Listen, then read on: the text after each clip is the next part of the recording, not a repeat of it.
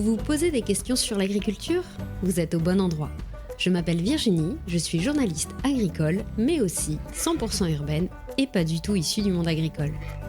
Depuis que je travaille dans ce domaine, je vois bien qu'on a tous des milliers de questions sur le sujet. Dans Agriquois, j'ai décidé d'essayer de répondre à toutes ces questions qu'on n'ose pas poser. Bonne écoute! Bonjour tout le monde et bienvenue dans ce nouvel épisode du podcast Agriquois.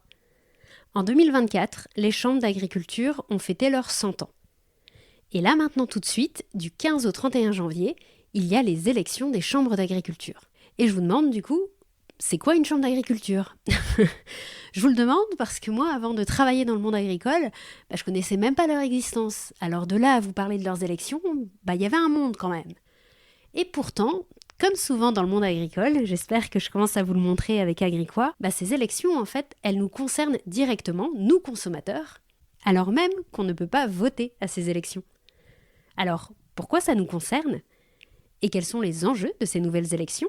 Ce sera le sujet des 2 prochains épisodes. Aujourd'hui, pour commencer, on va parler de qu'est-ce qu'une chambre d'agriculture. On va commencer par le départ. Et dans un second épisode, je laisse témoigner 3 élus pour vous parler des enjeux des prochaines élections. Alors, bonne écoute. Alors, qu'est-ce que c'est qu'une chambre d'agriculture ? Vous connaissez peut-être la chambre des métiers et de l'artisanat, ou encore la chambre de commerce et de l'industrie. Et voilà, c'est la 3e. C'est une chambre consulaire qui représente les agriculteurs. Mais pas seulement, elle représente aussi le secteur rural et le secteur forestier. En fait, il n'y a pas que les agriculteurs dedans, il y a vraiment tout le monde agricole.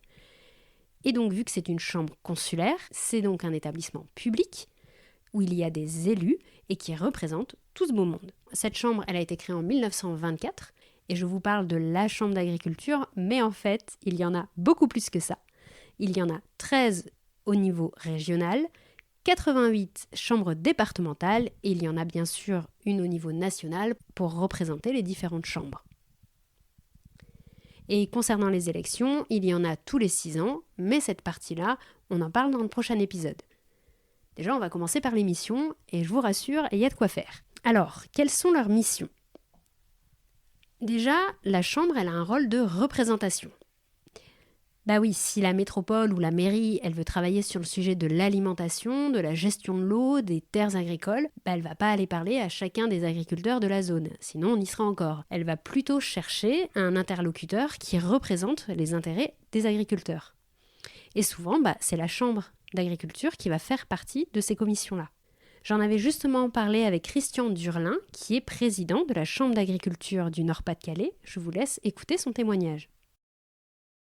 Alors, je vous disais que en bureau, on traite des dossiers qui arrivent au fil de l'eau, mais on a aussi un très gros rôle de représentation dans énormément de structures, des comités locaux concernant l'eau, le foncier, les commissions départementales sur l'aménagement foncier, sur l'orientation agricole.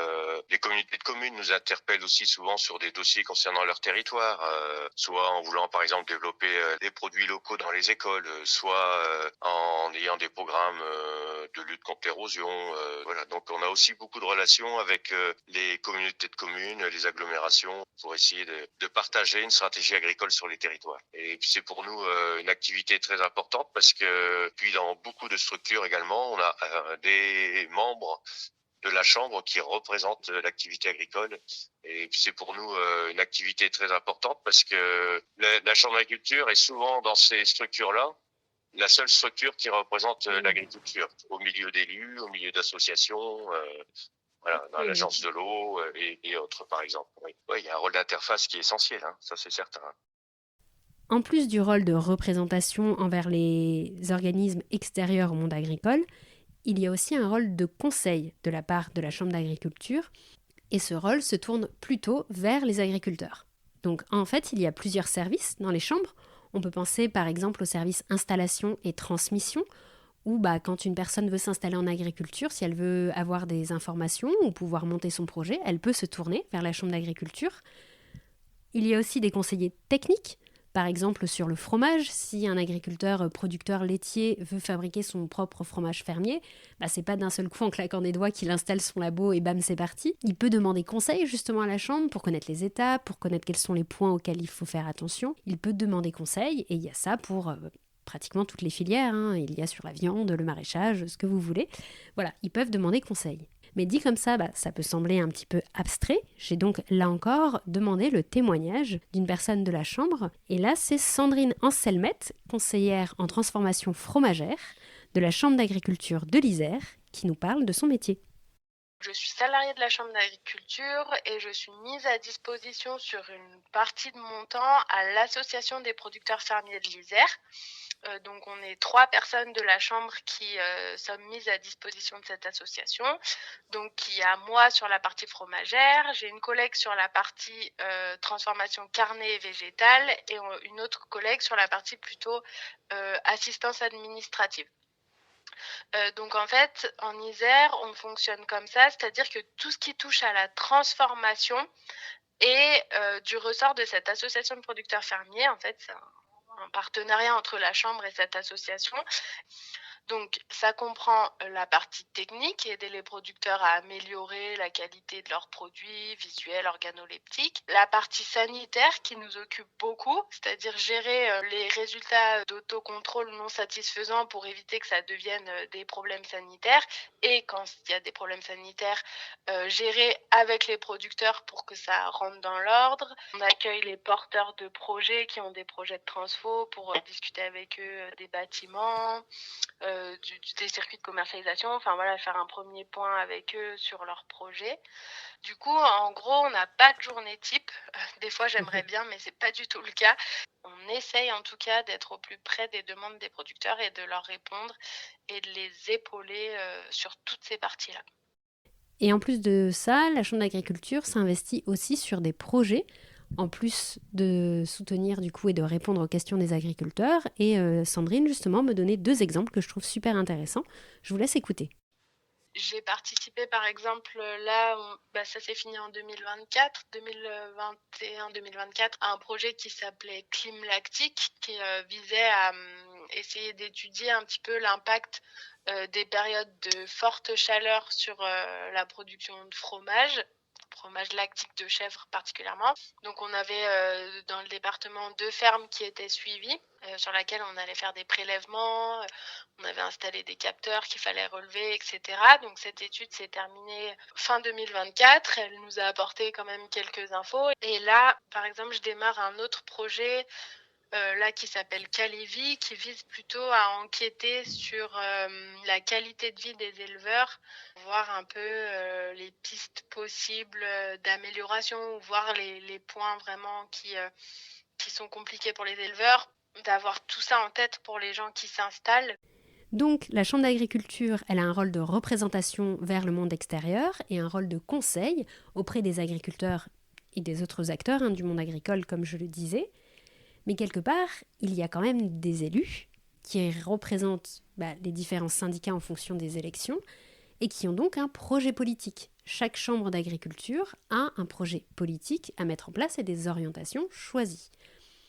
Et justement, j'ai posé la question à Sandrine Anselmette pour savoir quel était le lien fait avec les élus et ce projet politique par rapport à leurs fonctions techniques. Je vous laisse écouter.